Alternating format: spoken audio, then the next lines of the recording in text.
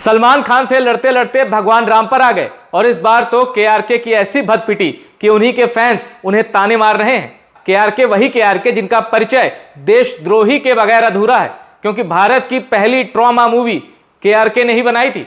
इस बार केआरके ने सलमान खान को टारगेट करते हुए इतनी घटिया पोस्ट की है कि हिंदू और मुसलमान दोनों भड़क गए।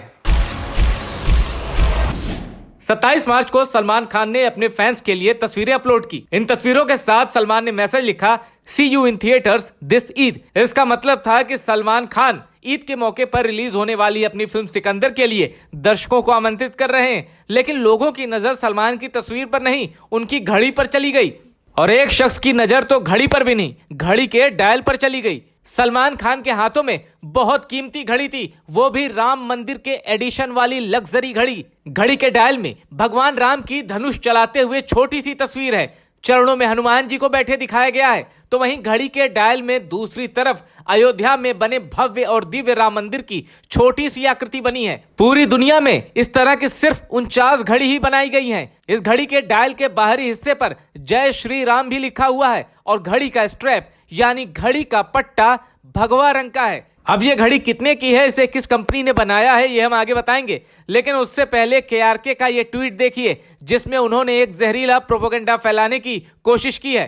केआरके ने सोशल मीडिया साइट पर लिखा है कि उन सभी मुसलमानों को मुबारक जो ईद पर सलमान खान की फिल्म सिकंदर देखकर उन्हें ईदी देना चाहते थे। सलमान खान तो राम जन्मभूमि एडिशन की ज़ायोनिस्ट वॉच को पहनकर सभी मुस्लिमों का मजाक उड़ा रहे हैं। इसके सभी मुस्लिम फैंस बेशर्म हैं, ये कहना था केआरके का। केआरके के इस घटिया ट्वीट के पीछे का एजेंडा हम अभी एक्सपोज करेंगे, लेकिन उससे पहले हम आपको इस घड़ी की कंपनी के बारे में बता देते हैं और ये भी बता देते हैं कि ये घड़ी सलमान को किसने गिफ्ट की और इसकी कीमत कितनी है।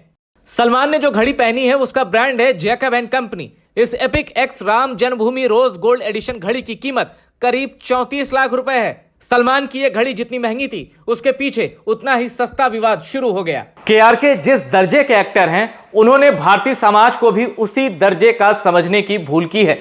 सलमान खान इस देश के सुपरस्टार हैं। उनके फैंस की तादाद में बड़ी आबादी हिंदुओं की है और भगवान राम वो तो सनातन के नहीं बल्कि भारत की भी आत्मा है। केआरके ने अपने भड़काऊ ट्वीट में हिंदू मुस्लिम भाईचारे को छेड़ने की असफल कोशिश की है। आप सिकंदर देखें या ना देखें, ये आपकी मर्जी है, लेकिन केआरके जैसे शख्स से डिजिटली दूर रहना बहुत जरूरी है। केआरके की सलमान खान से पुरानी दुश्मनी है, लेकिन केआरके के बाद बरेली के वो विवादास्पद मौलाना भी सामने आ गए जिन्होंने कभी शमी के खिलाफ आपत्तिजनक टिप्पणी की थी। मौलाना ने जो शब्द शमी के लिए इस्तेमाल किए थे वही कॉपी पेस्ट कर दिया सलमान खान के लिए और कहा कि सलमान खान तो मशहूर मुसलमान है, किसी भी मुसलमान को शरीयत में इस बात की इजाजत नहीं है कि वो गैर मुस्लिमों के मंदिरों का प्रचार करे। अगर कोई मुसलमान ऐसा करता है तो वो शरीयत का मुजरिम है, ये नाजायज और हराम है। अपने विवादित ट्वीट में केआरके ने जिस घड़ी की कंपनी के लिए ज़ायनिस्ट शब्द इस्तेमाल करके मुसलमानों को भड़काने की चाल चली है, उस कंपनी का पूरा इतिहास मैं आपको बताता हूं। यह जानकर आपको आश्चर्य होगा कि एक कंपनी जिसकी नींव 1986 में रखी गई, वो कुछ ही सालों के भीतर दुनिया के सबसे बड़े लग्जरी वॉच ब्रांड्स में से एक बन जाती है। इतना बड़ा एम्पायर खड़ा करने के पीछे जिस शख्स की लगन है, जिस शख्स की मेहनत है और जो शख्स उस कंपनी का मालिक है, उसका नाम है जैकब अरोबा। लेकिन ये जैकब की असली पहचान नहीं है। आज हम अतीत के वो पन्ने पलटेंगे जो जैकब ने भी छिपाए हैं। जैकब अराबो भले ही इस कंपनी के संस्थापक हों, मालिक हों और भले ही इस कंपनी को जैकब अराबो के नाम से जाना जाता हो, लेकिन जैकब अराबो का असली नाम याकूब अराबो है। वो उज्बेकिस्तान के ताशकंद में पैदा हुए थे और उनका ताल्लुक एक यहूदी परिवार से है। जैकब शुरू में ज्वेलरी का काम करते थे, लेकिन 1986 में सिर्फ 21 साल की उम्र में जैकब अराबो ने एक retail jewellery company diamond Kausar की स्थापना की और यहीं से उन्होंने जैकब एंड कंपनी के नाम से ब्रांड बिजनेस शुरू कर दिया।